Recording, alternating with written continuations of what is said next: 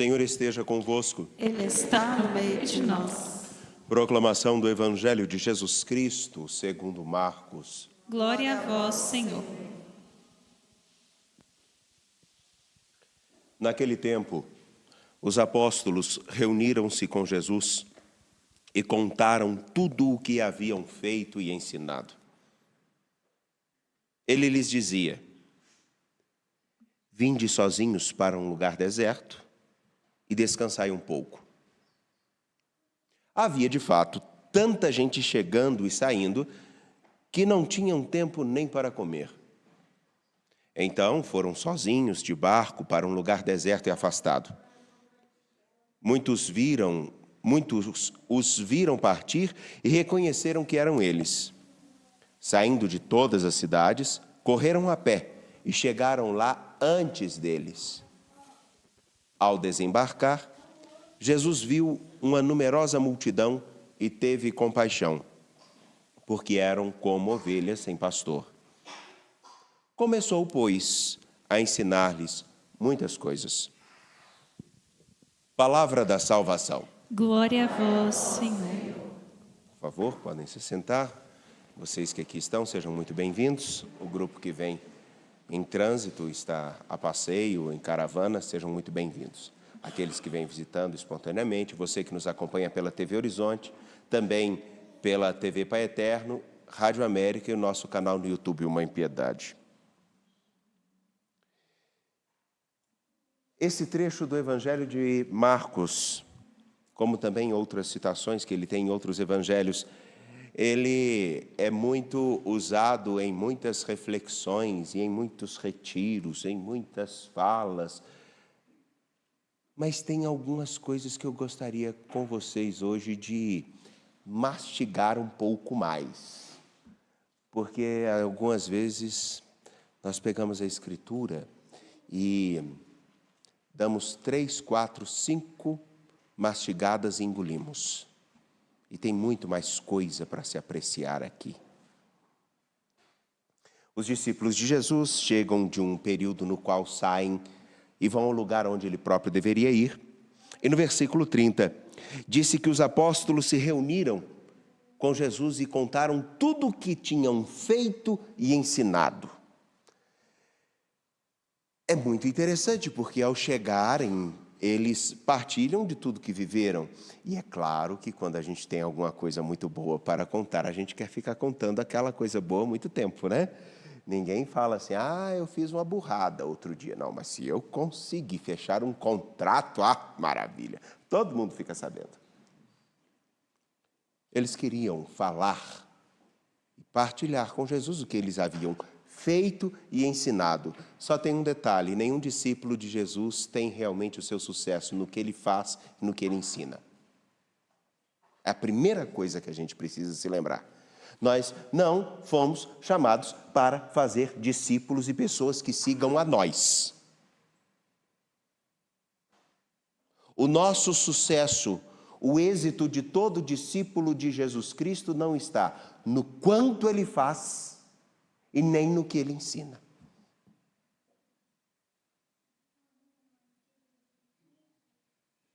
Eu acho que agora eu dei um nó na cabeça de todo mundo, né? Não é verdade? Porque a gente tem que falar de Jesus. A gente tem que fazer com que as pessoas se encontrem com Jesus. Inclusive tem aqueles que falam, a gente tem que fazer muita obra de caridade, a gente tem que fazer tanta coisa. Mas esse é o problema. O ponto principal é que Jesus não nos convidou para fazer um monte de coisas, nem para sair falando um monte de coisas, não é para falar dele.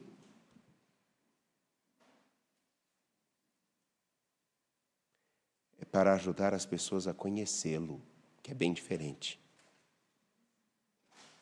Porque eu posso falar de você. E falo. Ele fala tanto dessa tal pessoa que eu...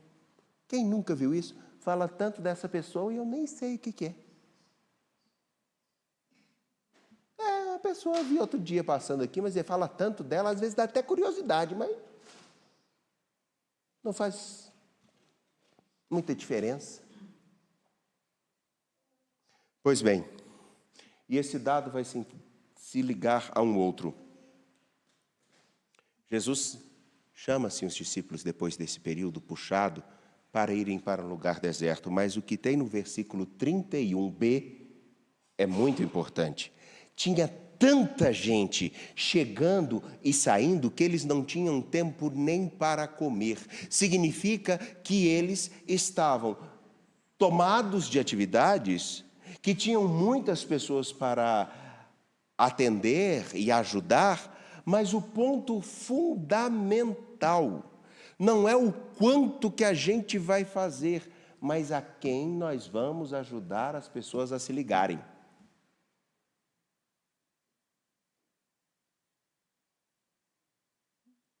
Ficou confuso ou impressão minha? Não é o tanto de coisas que nós vamos fazer, é se nós vamos ajudar as pessoas a se vincularem a Jesus.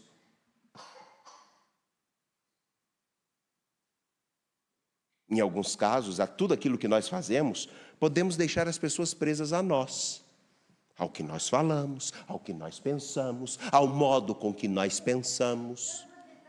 Mas é esse o ponto principal? Não foi para isso que nós viemos. Não foi para isso que nós fomos chamados por nosso Senhor Jesus Cristo. É um dado importante aqui a ser trazido. Se há muitas pessoas que estavam indo atrás dos discípulos, existiam muitas pessoas que iam atrás de tantos que poderiam realizar um monte de coisas, milagres, palavras bonitas, mas o ponto principal é que nosso Senhor Jesus Cristo não veio para que as pessoas possam simplesmente encontrar-se com Ele e ir embora, para oferecer alguma coisa a elas. Ele vem ao nosso encontro para dar a todos nós uma vida verdadeiramente vinculada à dignidade que nós temos desde a fundação do mundo. Nos vincular ao amor eterno de nosso Pai.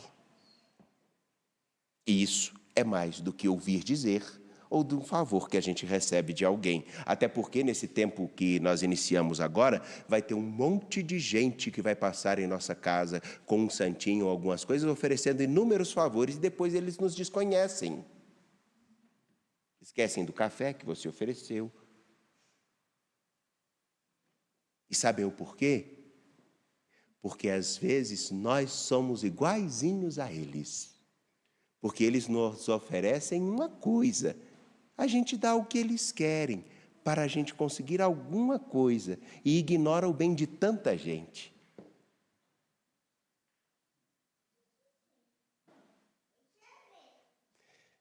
Pois bem, no versículo 31, havia de fato tanta gente chegando e saindo que eles não tinham nem tempo. Mas por quê? Isso é um dado também importante. Por que esse grupo de pessoas percebe que os discípulos estão indo para um outro lado e eles saem correndo e chegam primeiro que eles? Por quê? Porque eles procuravam alguma coisa que era muito maior e muito mais significativa do que alguns favores ou algumas coisas que alguém oferecia ou fazia para eles, ou mesmo do que algumas palavrinhas bonitas.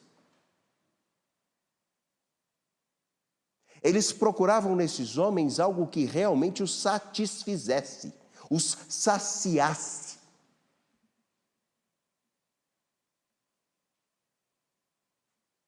Por isso, que no versículo 34 vai dizer, ao desembarcar, Jesus viu aquela numerosa multidão que estava lá atrás e chega agora, correndo atrás, e os vê como ovelhas sem pastor, e tem compaixão por eles. Por quê? Porque eles não estavam procurando mais somente alguém que fizesse algo, que desse algo, que falasse algo, que consolasse com alguma forma, mas alguém que se comprometesse com eles. E na história, da humanidade. Existe um que se comprometeu com todos nós tão profundamente que foi capaz de dar a sua vida por todos nós. Este um que mais do que oferecer uma coisa, ele nos oferece a vida. Mais do que simplesmente dizer a nós uma palavrinha bonita, ou então que possa nos consolar, de vez em quando ele nos dá um saculejo para que nós acordemos e tomemos tento da vida. Como quem bem quer a alguma pessoa, em algumas situações, tem que balançar a outra. Me lembro uma cena que pode até parecer estranha e alguns não vão achar muito bonita, mas essa cena eu vi quando um rapaz que era cuidado pela avó entrou num estado de desequilíbrio tão acentuado que a avó o segurou pelo ombro e falou: olha para mim, para ver se ele caía em si. Preste atenção.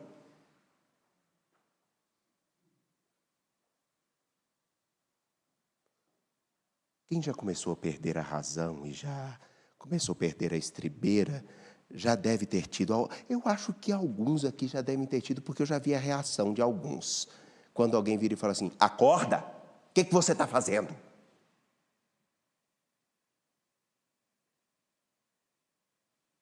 Faz isso quem tem compromisso conosco. Quem quer o bem a gente. Então aqui está um dado importante.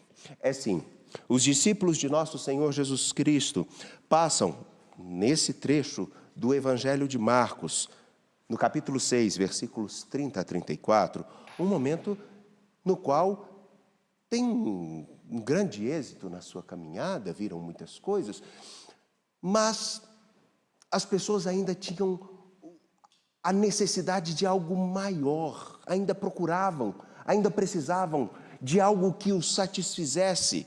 Muitos talvez até escutaram falar de tudo que os discípulos conseguiram viver com eles e queriam procurá-los. E daí acorrem a eles. Jesus os retira, mas não só porque eles tinham que descansar. A própria dinâmica do Evangelho está dizendo uma coisa muito importante. É preciso que nós tomemos consciência, uma consciência muito, muito preciosa. Se existem muitos procurando muita coisa, é porque deve estar faltando algo de substancial aonde eles deveriam encontrar. Daí então, quando Jesus se compadece desse grupo que chega até ele e está como ovelha sem pastor, é porque ele vê que esse povo realmente está perdido. E o que tem a ver hoje com o nosso tempo? A importância de cada um de nós, e é cada um mesmo, pensarmos se nós realmente estamos tão dedicados em fazer com que Jesus Cristo seja conhecido, não seja só citado, não seja só falado dele, ao ponto de nós sermos aqueles que ajudam as pessoas a se encontrarem com ele e as pessoas tenham aonde buscar realmente algo que os satisfaça, não no momento de agora. Para fazer um paralelo, em alguns casos nós fazemos o anúncio de Jesus Cristo e corremos o risco de fazer do anúncio de Jesus Cristo como se nós estivéssemos oferecendo aqueles salgadinhos baratinhos que a gente compra. Na minha época, deixa ela à vontade, fica tranquila. Fica tranquila. Aquele tempo, na minha época, em que eu era adolescente, não faz muito tempo, obviamente, vocês veem pelos meus fios brancos de barba que não faz muito tempo, né? Era o tal de era um negócio parecendo milhopan. Agora eu posso falar porque ele não existe no mercado mais não, eu não ganho merchandising para isso. Então, Aquele salgadinho, sabe? Aqueles salgados que até parece ser gostoso, mas aquele negócio não dá sangue, não dá vitamina, só tem um monte de coisa que faz mal para a gente taca isso nos meninos, né? Aquilo ali dá sangue. Aquilo não é nem um pouco nutritivo, muito pelo contrário. É bem diferente de algo que a gente pode parar, comer um bom arroz com feijão, com uma couve picadinha assim, sabe, com um anguzinho. Ô, Jesus, não precisa nem de carne. Não, lembrei agora da minha mãe. Aí, enfim, você come aquilo. Aí, se tiver um bom pedaço de angu ainda, aqui para nós é angu. Para lá no norte, nordeste é polenta. Mais durinho assim, com pouco sal, sabe? Aí você come aquele negócio, você fica satisfeito. Agora você come esses salgadinhos, esse negócio, daqui a 1 hora você está com fome de novo e vai só inchando. O que eu quero dizer com isso é uma coisa muito simples. Em alguns casos, nós fazemos do anúncio de Jesus Cristo uma coisa que é simplesmente para poder matar a fome de momento. É porque a pessoa quer. E a gente não pode fazer com que o Evangelho seja simplesmente algo para satisfazer o que a pessoa quer, mas que a sustente. E o que tem sustento é um contraste de sabores, é uma mistura de texturas. A couve com o feijão e o arroz dão uma textura diferente, um gosto diferente. Até menino, igual o seminarista Daniel, que não gostava de comer couve, até o dia que experimentou e só quer comer couve. Você achou que eu tinha esquecido? Daí então, depois que come, adora. Mas é o contraste de texturas, de sabores que fazem com que a coisa seja gostosa. E quando é nutritivo, melhor ainda. O que eu quero dizer é exatamente isso. Os discípulos de Jesus estavam, em primeiro momento, preocupados com o sucesso deles. E o sucesso pode fazer com que nós busquemos oferecer às pessoas algo que dê a nós mais sucesso.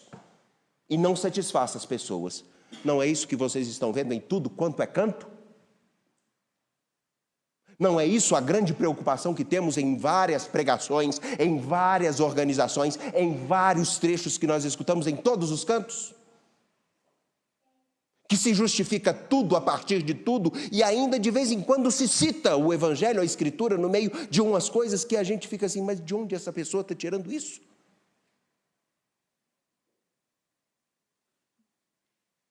Esse é o problema. O ponto principal que a gente precisa olhar aqui é: tem muita gente com fome do Evangelho e eles não estão conseguindo encontrar por quê. É porque Jesus, nosso Senhor, deixou de oferecer o Evangelho? Ou será porque nós fizemos do Evangelho algo? Ou estamos falando do Evangelho como algo que é só para momento? Nenhum amor de momento satisfaz. Nenhum carinho de momento satisfaz.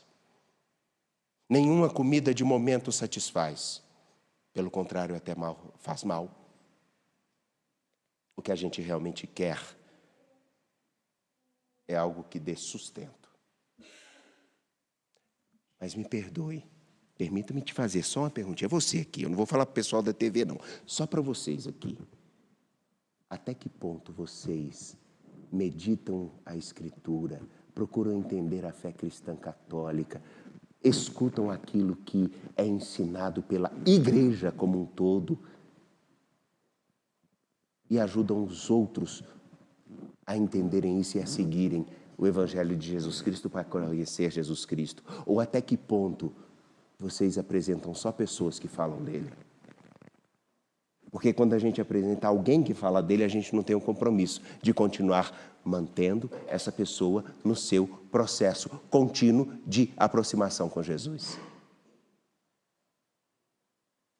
Até que ponto nós realmente entendemos o nosso lugar nessa história? Não é o daqueles que simplesmente oferecem algo para o momento. Nós oferecemos alguém que muda a vida. E essa pessoa tem nome. É Jesus Cristo. Se oferecermos outra coisa, até a nossa voz não servirá ao grande propósito que ela foi então criada, louvar a Deus. Essa pergunta é importante porque São Brás, que hoje nós celebramos, é lembrado como protetor e aquele que roga e intercede pelos males da garganta e por doenças. Ora, a garganta é de onde está saindo a nossa voz, né? De onde ajuda a formatar a nossa voz. Isso é uma parte importante aqui. Para que ela serve? Para que ela tem servido? Para que os nossos dias têm servido? Para apresentar a Jesus Cristo com substância, com seriedade, com compromisso? Ou só como quem quer passar num desses lugares que vendem essas comidas rápidas, que até mata a fome no momento, mas entopem nossas veias e nos fazem mal? O que você tem colaborado com o Senhor para alcançar outras pessoas? Confiantes de pé, apresentemos nossas preces.